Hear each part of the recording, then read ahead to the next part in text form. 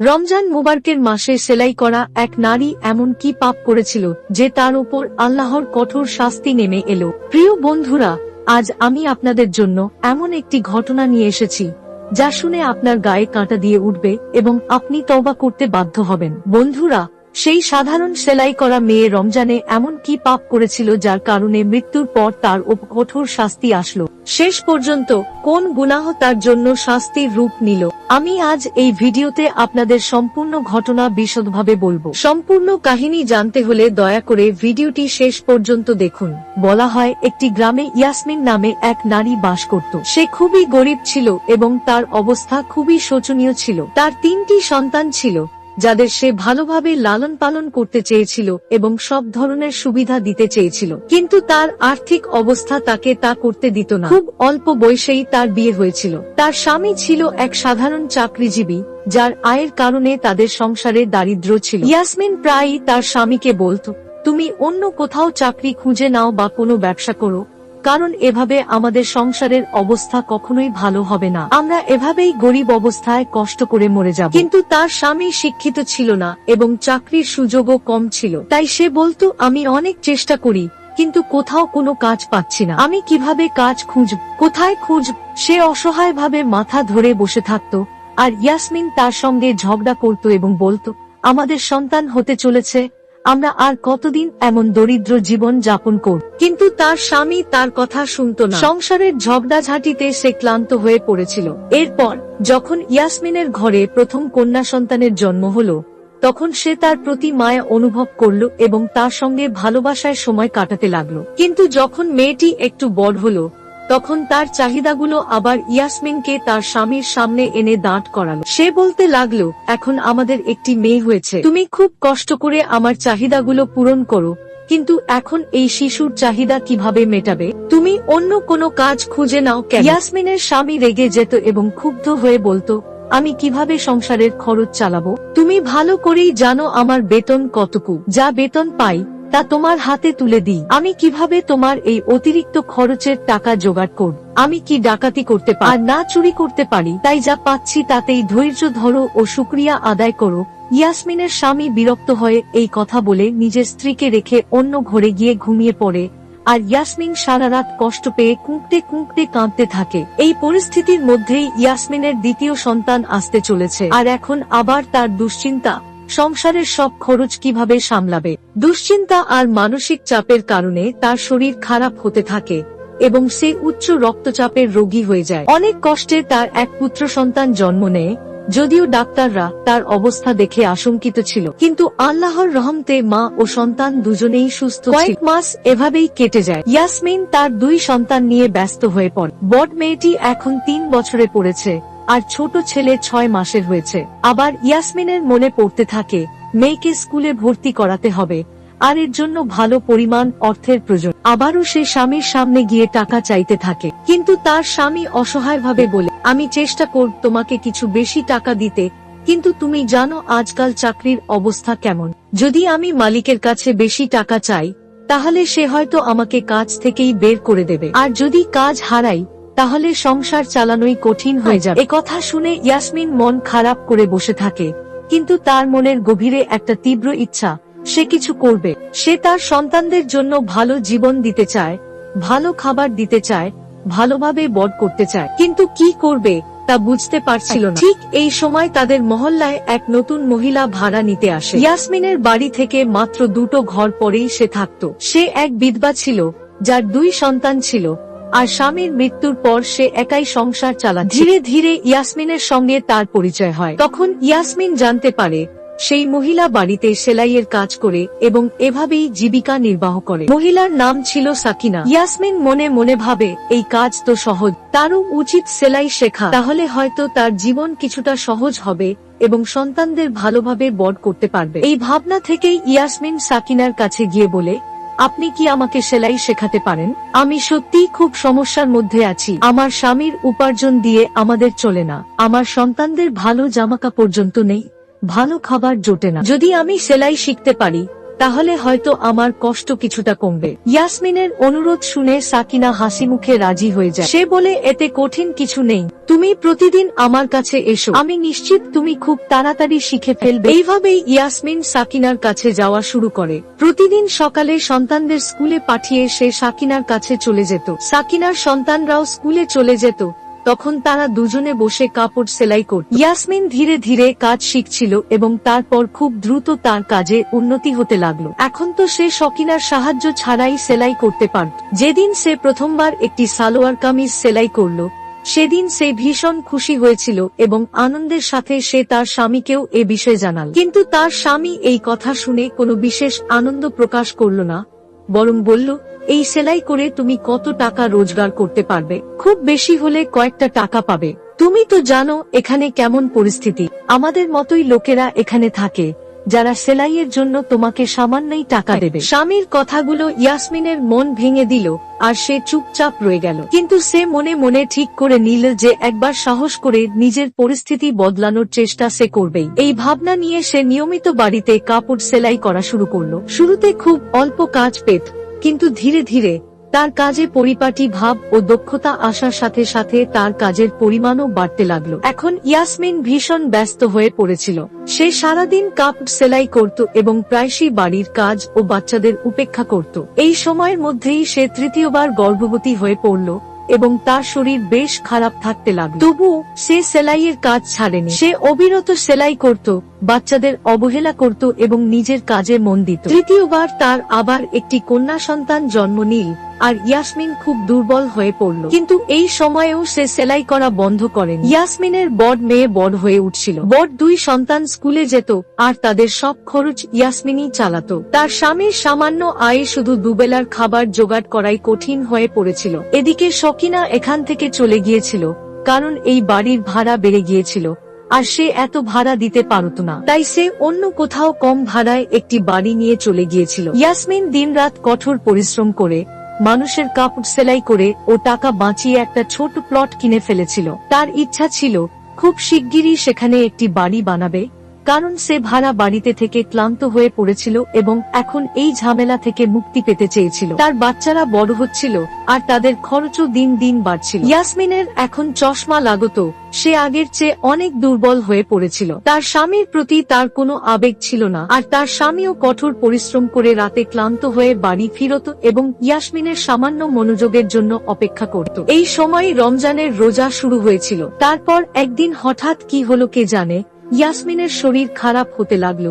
তার শ্বাস নিতে কষ্ট হচ্ছিল এবং সে প্রচন্ড দুর্বলতা অনুভব করছিল। কিন্তু সে তার অসুস্থতাকে উপেক্ষা করে মেশিনের সামনে বসে কাপড় সেলাই করতে লাগলো। কিন্তু কিছুক্ষণ পর সে ব্যাকুল হয়ে নিজের বুক টিপতে লাগলো, যেন তার বুকে কোনো ভারী বোঝা চেপে বসেছে। সে নিজের বুকে প্রচন্ড চাপ অনুভব করল এবং আতঙ্কিত হয়ে উঠে দাঁড়াল। তারপর পানি খাওয়ার জন্য তাড়াতাড়ি রান্নাঘরের দিকে গেল। তার 3টি সন্তান ঘরে ঘুমিয়েছিল, কারণ তাদের ভোরে সেহরির জন্য জাগতে হতো, আর ইয়াসমিন সেহরি পর্যন্ত জেগে থাকত এবং কাপড় সেলাই করত।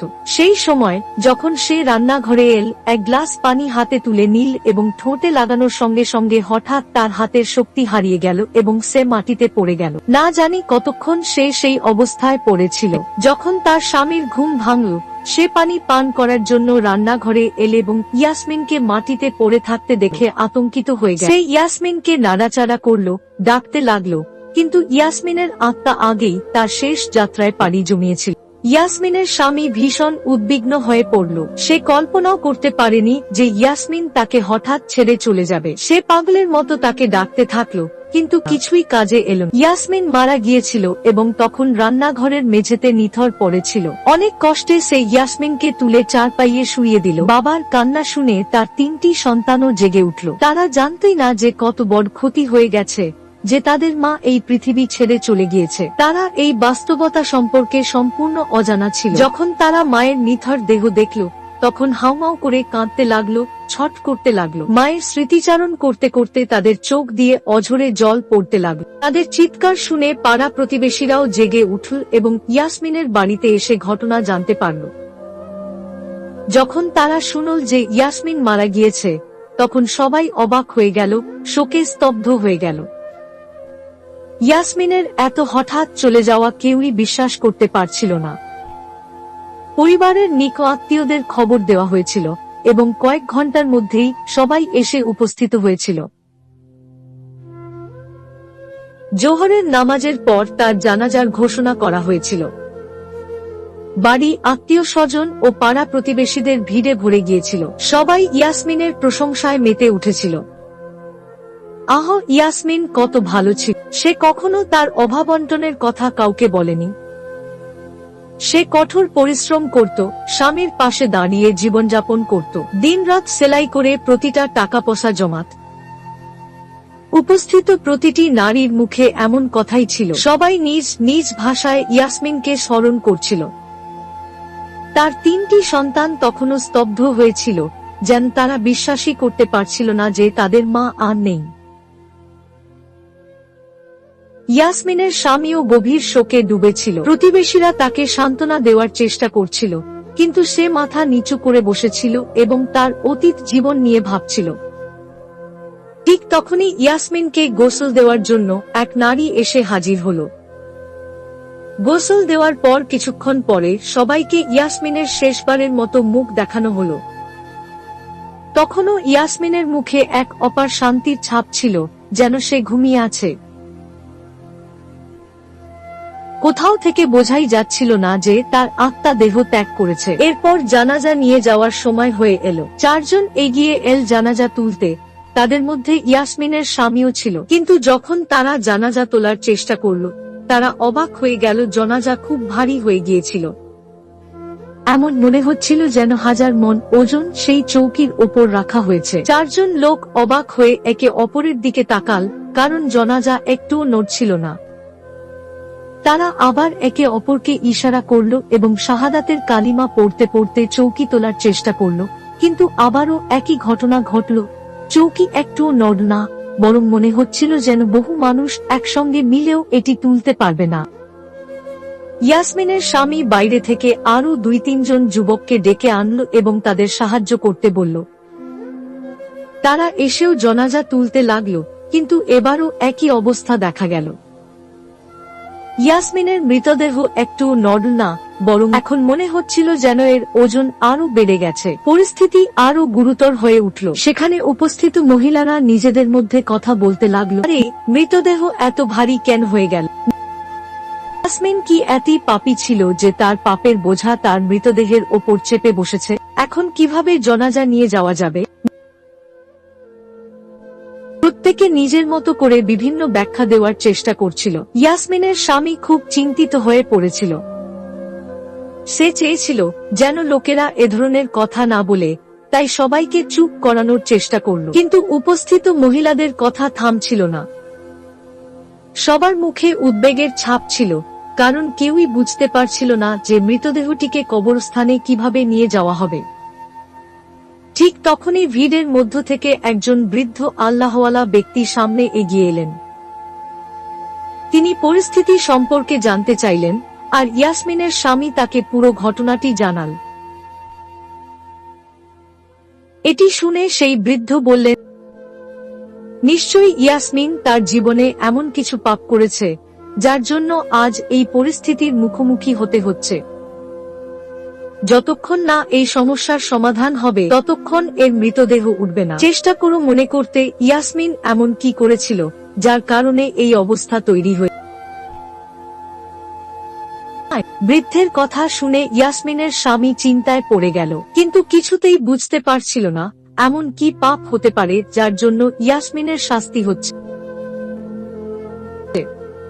ইয়াসমিনের শিশুরাও এক কোণে ভীত হয়ে দাঁড়িয়েছিল। তারা বিস্ময়ের সঙ্গে কখনো বাবার দিকে তাকাচ্ছিল, আবার কখনো শোকে স্তব্ধ হয়ে মায়ের মৃতদেহের দিকে। তারাও এই পরিস্থিতি বুঝতে পারছিল না। কিছুক্ষণ চিন্তা করার পর ইয়াসমিনের স্বামী বলল, হে আল্লাহওয়ালা, ইয়াসমিন তো খুব ভালো ছিল, সংসারের দায়িত্ব ঠিকমতো সামলাত। আজকাল সে সেলাই করে সংসারের খরচ চালাতো, আমার অনেক দায়িত্ব ভাগ করে নিয়েছিল সে। এই ঘটনাটি একজন স্বামীর দৃষ্টিকোণ থেকে বলা হয়েছে, যার স্ত্রী সেলাইয়ের কাজে এতটাই নিমগ্ন হয়ে গিয়েছিল যে সে তার স্বামীর অধিকার ও তার পরিবারের প্রতি দায়িত্ব ভুলে গিয়েছিল। স্বামী অভিযোগ করে যে যখন সে স্ত্রীকে ডাকত বা কোনো প্রয়োজনীয় কাজে অনুরোধ করত, তখন স্ত্রী তার কাজে এতটাই মগ্ন থাকত যে স্বামীর কথায় কান দিত না। সময়ের সাথে সাথে সে স্বামীর কাছ থেকে আরো দূরে সরে যায়, এমনকি সন্তানদের প্রতিও তার আগের মতো যত্ন ও মনোযোগ দিতে পারত না। এভাবে চলতে চলতে একদিন সে ইহলোক ত্যাগ করে। যখন তার দাফনের সময় আসে তখন তার স্বামী তার প্রতি জমে থাকা কষ্ট প্রকাশ করে এবং বলে যে তার স্ত্রী তার প্রতি যথাযথ দায়িত্ব পালন করেনি। আশেপাশে থাকা মহিলারা এই ঘটনায় বিস্মিত হয়ে পড়ে এবং ভাবতে থাকে যে শুধুমাত্র এই ছোট ভুলের জন্য এমন কঠিন শাস্তি হতে পারে কিনা। এরপর এক ধর্মপ্রাণ বৃদ্ধ ব্যক্তি স্বামীকে সান্ত্বনা দেন এবং বলেন, যেহেতু সে এখন দুনিয়া ছেড়ে চলে গেছে তাই তার ভুলের বিচার আল্লাহই করবেন। তিনি স্বামীকে অনুরোধ করেন যেন সে তার স্ত্রীর সব ভুল ক্ষমা করে দেয়, যাতে তার আত্মার মুক্তি হয় এবং দাফন কার্য সম্পন্ন করা যায়। স্বামী শেষ পর্যন্ত তার স্ত্রীকে আল্লাহর সন্তুষ্টির জন্য ক্ষমা করে এবং দাফনের কাজ শুরু হয়। প্রথমে সবাই দাফনের জন্য মৃতদেহ তুলতে ভয় পাচ্ছিল, কারণ তারা ভাবছিল যে এটি কোনো অলৌকিক বাধার সম্মুখীন হতে পারে। কিন্তু যখন তারা চারপাই ধরল তখন এটি খুব সহজেই উঠল, যেন এটি ফুলের মতো হালকা। এরপর সবাই কালেমা শাহাদাত পড়তে পড়তে তাকে কবরস্থানের দিকে নিয়ে যায়। ঘটনার সাক্ষী থাকা মহিলারা লজ্জিত হয়ে একে অপরের থেকে চোখ সরিয়ে নেয় এবং নিজ নিজ ঘরে ফিরে যায়। প্রিয় বন্ধু, আজকের এই ঘটনা ভিডিওর মাধ্যমে আপনাদের সামনে তুলে ধরা হলো। নিঃসন্দেহে এই গল্প শুনে আপনারও গায়ে কাঁটা দিতে পারে এবং আপনিও হয়তো আল্লাহর কাছে নিজের গুনাহের জন্য ক্ষমা চেয়েছেন। এই ঘটনার মাধ্যমে নিশ্চয়ই আমরা সবাই কিছু না কিছু শিক্ষা নিতে পারব। ভবিষ্যতে আরো শিক্ষণীয় ঘটনার সাথে ফিরে আসুন। ততক্ষণ পর্যন্ত সুস্থ থাকুন। আল্লাহ হাফেজ।